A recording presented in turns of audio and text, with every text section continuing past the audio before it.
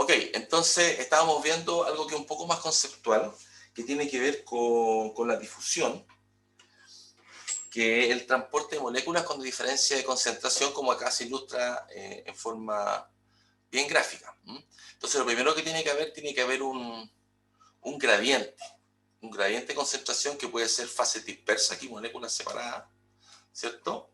En este caso, estas pelotas naranjitas se desplazan y hay una barrera que tiene que ver con la selectividad que tienen los procesos. En forma natural, todas las moléculas se desplazan. Si yo tengo una mezcla, no sé, de algunos orgánicos, butanol, octanol, dodecanol, todos estos, dependiendo de la presión de vapor, van a tener una tendencia a transportarse. Y aquí es importante entender que este gradiente está relacionado con la condición de equilibrio. En el caso de absorción, el gradiente está determinado, veamos aquí, en el caso de María José, en el caso de la absorción gas líquido, suponte que tú tienes un aire contaminado con H2S y estás haciendo pasar agua a 20 grados. ¿Qué es lo que va a determinar el gradiente o la fuerza impulsora, la diferencia entre concentraciones? ¿Qué lo va a determinar? Estamos claros que en la fase gaseosa la concentración va a estar dada por los ppm que tengo del H2S, ¿cierto? Las partes por millón, o los miligramos, o los miligramos por metro cúbico, ¿cierto? Esa es la concentración que tengo en la fase gaseosa. Pero por otro lado tengo una fase líquida. ¿Cómo puedo calcular este gradiente en la interfase para decir cuál es la fuerza impulsora? ¿Alguna idea, María José? No, ¿Aló? profe. Pero visualiza lo que queremos hacer. Mira, suponte que acá tiene el H2S, que es gas, y acá tienes agua. Acá tiene una componente en fase gaseosa, que tiene una fase líquida. Me falta algo. ¿Qué me está faltando, Gerardo Figueroa?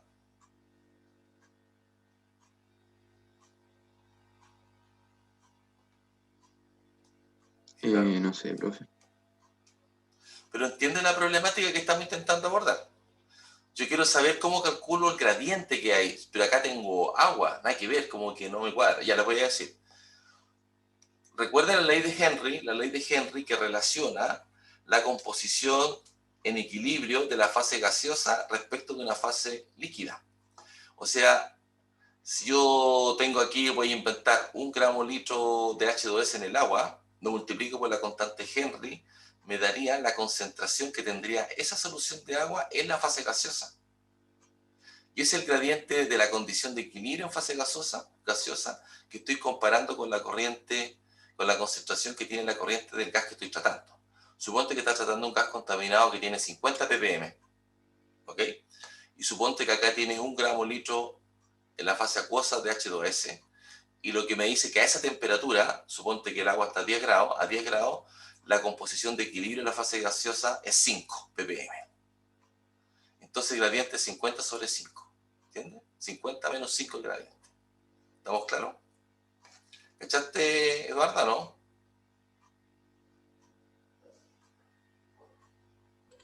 No, profe, ¿lo podría explicar de nuevo? Ya, primero, ¿conoce la ley de Henry? Que la hemos mencionado varias Sí, veces. Ya, explícame la sí. ley de Henry para poder seguir. Ya me pilló, solamente lo ocupamos en termodinámica como una alternativa a Raúl. No es lo que esperamos de conocimiento. Queremos conocimiento de ¿para qué me sirve el modelo?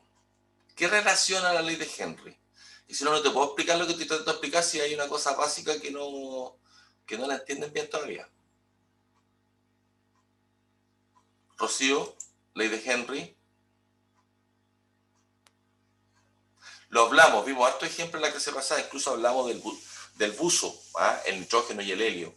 Hablamos de la solubilidad de los gases. La Eh, cantidad de un gas disuelta en un líquido a temperatura constante. No, que depende de la presión parcial. están diciendo cosas por separado. Es una condición de equilibrio que se genera cuando tengo una presión parcial de un gas con un líquido. Y la condición de equilibrio me dice cuál es la concentración en la fase líquida del gas, dada una presión parcial de ese gas en la fase gaseosa. El cociente de eso es la constante Henry.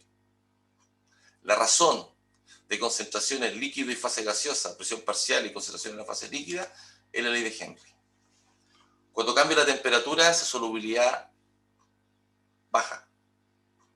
¿Entiendes la idea? Entonces está claro que cuando yo menciono ya ley de Henry, la tienes que estudiar nomás. O sea, igual en el curso de absorbedores hay una sección de Henry como para repasar, pero hay una cosa conceptual que la tienen que manejar, si no, no van a entender el tema del gradiente. Bueno, cuento corto. O sea, suponte que este líquido tiene una composición en la fase líquida. Si yo lo multiplico por la constante de Henry, me daría la composición en la fase gaseosa, en equilibrio con la fase líquida. Y aquí, por ejemplo, me va a decir 5 ppm. Si la pongo en contacto, esa solución líquida, que debería tener en equilibrio 5 ppm, la pongo en contacto con una corriente gaseosa 50 ppm, el gradiente de concentración para que exista la transferencia de materia va a ser 50 menos 5. Eso es lo que les quiero decir. ¿Ya? Este otro ejemplo acá ilustra cuando tienes una fase continua. Una fase continua, y cuando parte esas moléculas a través de una membrana, por ejemplo, en el caso de la osmosis inversa, el agua en la fase continua y tiene iones disueltos. En el caso de la membrana, lo que pasa es el agua pasa a nivel difusional. Hay una difusión en la membrana. Eso es lo que ocurre. Puedes tener mezcla o puedes tener una mezcla continua. Aquí hablamos de dispersiones, que serían las pelotas naranjas, sería la dispersión, que se pasa de una fase a otra. Y acá tengo una fase continua, que sería una salmuera, agua de mar. Y es continua porque el agua es continua. Los iones ni siquiera están dispersos, están disueltos, no hay dispersiones. ¿Ok? Eso simplemente para ilustrar conceptualmente cómo ocurre el proceso. ¿Ok? Y en la clase pasada también veíamos esta analogía que hay entre los fenómenos de transporte, ¿cierto? Está primero la ley de Newton, que relaciona el momentum que se genera, ¿cierto?, dado un gradiente de velocidad. Entonces, para el caso de los fluidos newtonianos, sabemos que este gradiente de velocidad, ¿cierto?, con este esfuerzo de torque, este esfuerzo que se genera, que es fuerza sobre área, ¿cierto?, el cociente entre eso va a ser la viscosidad. Eso solamente para los fluidos newtonianos que tienen una pendiente. Conceptualmente, lo que estamos hablando acá, que en la mecánica de fluido, el transporte acá hay momentum, aquí hay una diferencia de velocidad que se genera por presión, ¿ya? Entonces acá el gradiente es presión, que uno por Bernoulli lo pasa a velocidad, ¿cierto? Y la propiedad de transporte es la viscosidad. En analogía, tenemos la propiedad de transporte, que es la conductividad térmica, y acá está expresado como difusividad térmica, ¿cierto? Acá hay un flux térmico, se lo vieron en calor, y donde el gradiente es la temperatura, ¿cierto? El delta T me genera un flux de calor, ¿ya? ¿Cierto? Esto sería Joule segundo metro cuadrado. Y en el caso de la difusividad, ustedes toman en cuenta la densidad del material. No es lo mismo la conductividad térmica que la difusividad. La difusividad también da cuenta de la densidad también, ¿ya? Y en el caso, que esto es nuevo para ustedes, de la ley de Fick, es muy parecido. La ley de Fick está este TC, que es la gradiente de concentración en función de la distancia, ¿ok? Eso multiplicado por el coeficiente de difusión me da el flux. Siempre hablamos de flux, hablamos de un transporte por unidad de área. Entonces aquí también me denota que el área es lo que va a determinar el flux total, porque a mí me interesa maximizar los moles por segundo que están pasando en el sistema, en los que son absorbidos. Entonces, todo esto se expresa en el caso de difusión como un flux moles segundo. Evidentemente, si tiene peso molecular, pasa a masa a tiempo, metro cuadrado, o si tiene densidad, pasa a volumen, depende de lo que esté haciendo. Normalmente se trabaja siempre en moles. En moles como mucho más porque a veces hay transferencia de materia que son con reacción química. ¿Ok? Entonces, este tema de la analogía, Kenia, ¿de qué carrera eres tú? ¿Ambiental o química? Kenia.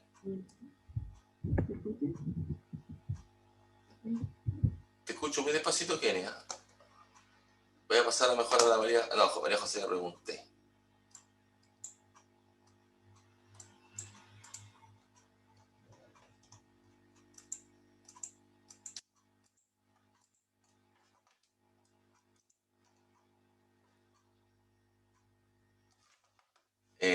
¿Me escuchan? Porque parece que se cayó algo acá, ¿o no? Se escucha, profe. Ah, ya, que alguien se cayó.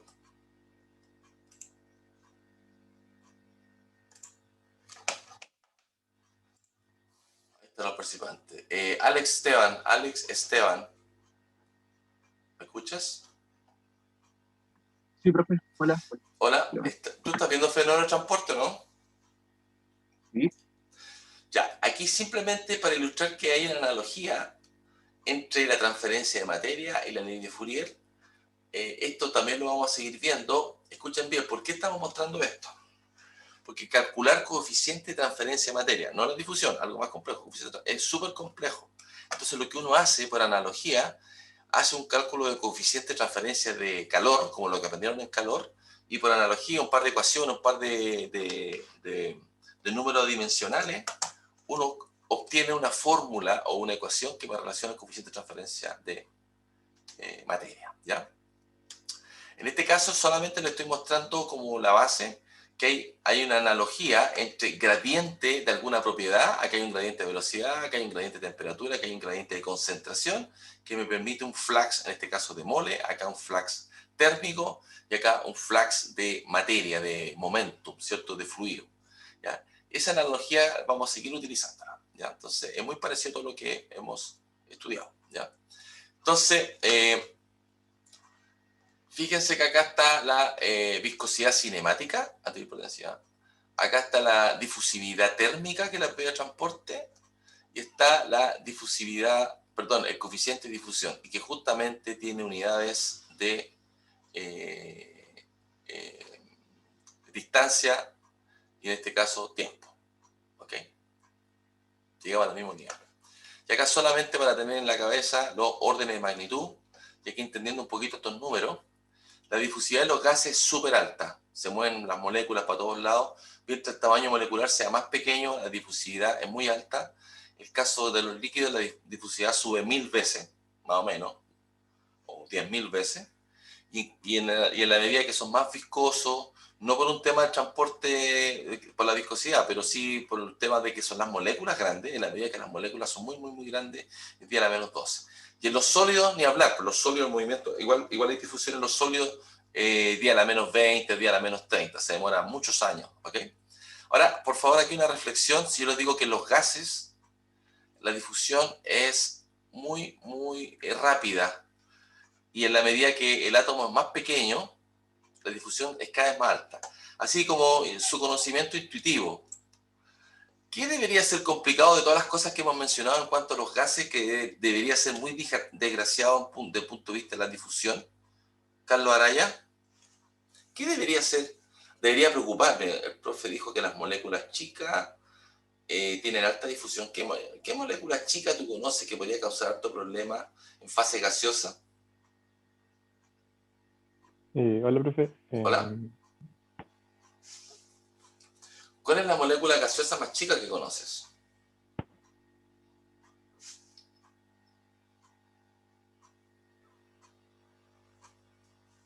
Lo hemos mencionado harto, está de moda en Chile, vamos a ser productores mundiales de esto.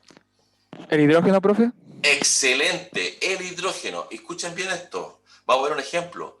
El gran problema, la gran problemática de transporte de hidrógeno, y más encima 700 barcos, como son tan pequeños, genera una difusión a nivel de estructura de las tuberías. Y genera un gran problema que se llama embrittlement, que es como, le da porosidad. Entra el hidrógeno, que es desgraciado porque es chico, por difusión, y después una suerte de reacción química es catalizado y entra hidrógeno atómico. Y el hidrógeno atómico como que de cierto modo te corroe. Esa es la gran problemática con el hidrógeno en términos materiales. Lo mismo con polímeros. Los polímeros es un poco distinto. Los polímeros difunden en forma molecular. De nuevo, el hidrógeno, como H2, en los polímeros difunde en forma molecular, y en el caso de los metales, difunde rápidamente, pero en forma atómica. Y eso me genera una destrucción de la matriz cristalina en los metales. Es súper desgraciado. Por eso es importante entender los conceptos y los números que hay detrás, ¿ok? Bruno Godoy, ¿estáis claro con lo que acabo de explicar? Sí, profe. Ya, y aquí, fíjense que esto solamente, igual como ustedes vieron en transferencia de calor, que hay un gradiente de temperatura, ¿cierto? Si tú, imagínate que tú tienes aquí un material aislante, se genera un gradiente, ¿cierto? Que es producto de las conductividades térmicas de los materiales que tú tienes. Si tú tienes materiales compósitos o tienes distintas capas, estamos claros que la distancia, si tú tienes un aislante del punto aquí, suponte que está en una pared de un horno, tiene lana mineral, tiene ladrillo refractario, después tienes lana mineral y después tiene una carcasa metálica. Entonces, ese gradiente es, la pendiente de ese gradiente va a ser la conductividad térmica. No sé si lo ven acá, y en la medida que tú te alejas va bajando la temperatura, ¿sí? Entonces, Camila, no sé si lo visualiza lo que estoy tratando de explicar aquí de fuerza impulsora y gradiente a través de una barrera, que es función de la distancia. Eso es lo que te quiero decir. ¿Lo ve en el caso de la temperatura, Camila, no? Hay dos Camilas. Camila Soto, la Camila que no tiene apellido, solo tiene apellido. Esta Camila, a la que le pregunté, esa Camila Marín. Bien, Camila Marín. Ah, ya, estaba preguntando qué Camila era. Sí, profe, sí, se entiende bien. Y fíjate que acá también se está ilustrando, por tanto, si tenemos una película de líquido en un anillo Rushing, este gradiente de concentración va a estar expresado, o sea, va a tener una funcionalidad. Entonces, suponte que tiene ese anillo Rushing y pasa el gas, por difusión tiene un gradiente. ¿Y qué pasa si pasa el gas más rápido, Camila Soto? Si pasa el gas más rápido. ¿Cómo? ¿En qué sentido? Si tú tienes anillos Rushing, que tiene una película de líquido y estoy pasando una corriente de gas con H2S, ¿ah? La difusión va a tener un gradiente que es producto de las concentraciones en ambos extremos, ¿cierto? Estamos claros que si todo esto está estancado, va a haber un flux de moles de H2S solamente por la diferencia de concentración entre la película de líquido y lo que tiene el gas, ¿cierto? Va a ser una cosa así. Ya. ¿Qué pasa si ese gas lo empiezo a mover más rápido?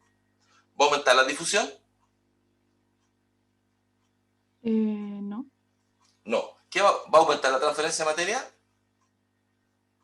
tampoco. Sí, va a aumentar la transferencia de materia. El mismo caso que usted tiene acá, mire, si usted tiene temperatura, tiene un líquido y tiene un aislante, la taza de café, mira, la taza de café, y usted la agarra por fuera, va a sentir no la misma temperatura que está entre la taza, porque hay un gradiente, ¿cierto? Y hay un aislante. Pero si yo mezclo y le pongo como loco un agitador, la transferencia de calor va a ser transferencia de calor convectiva, que se suma a la conducción. ¿Está clara, Camila Soto? Sí. Hay dos fenómenos. Hay un transporte convectivo y un transporte que es solamente por gradiente. Un transporte que es por la propiedad de transporte.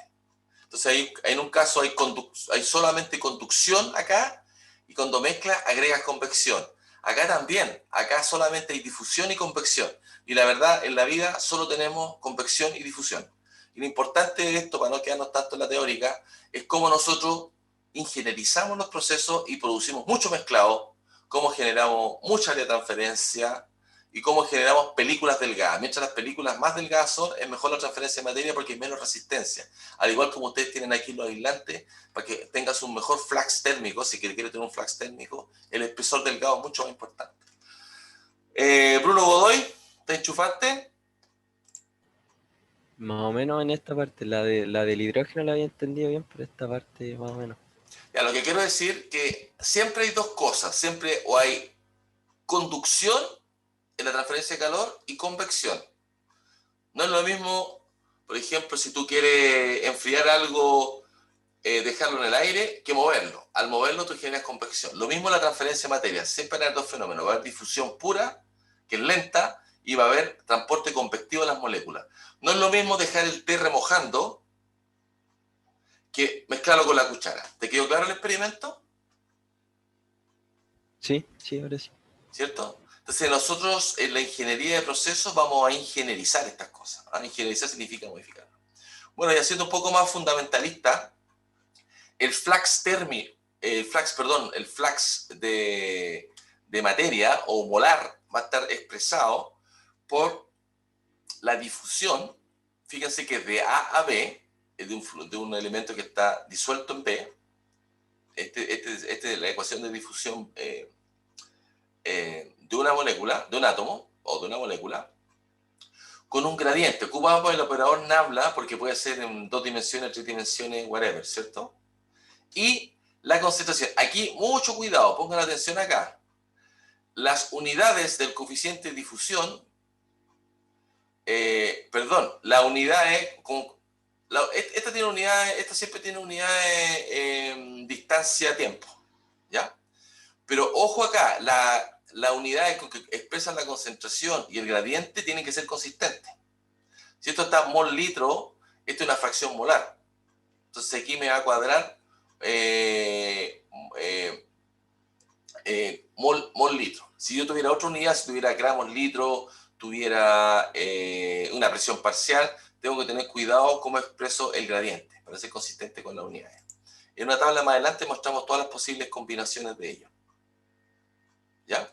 Ahora quiero volver a las dimensiones. Yo les explicaba que las unidades de coeficiente de difusión para el caso de un gas a condición atmosférica es del orden 10 a la menos 5 en unidades MKS, ¿cierto? Metro cuadrado segundo. En un líquido es 10.000 veces más lenta. En un líquido, una matriz ocluida es 100.000 veces, y después en un polímero sube, y fíjense que en un sólido casi 1.000 millones más lento. O sea, la difusión de los sólidos es mucho más lento, ¿ya?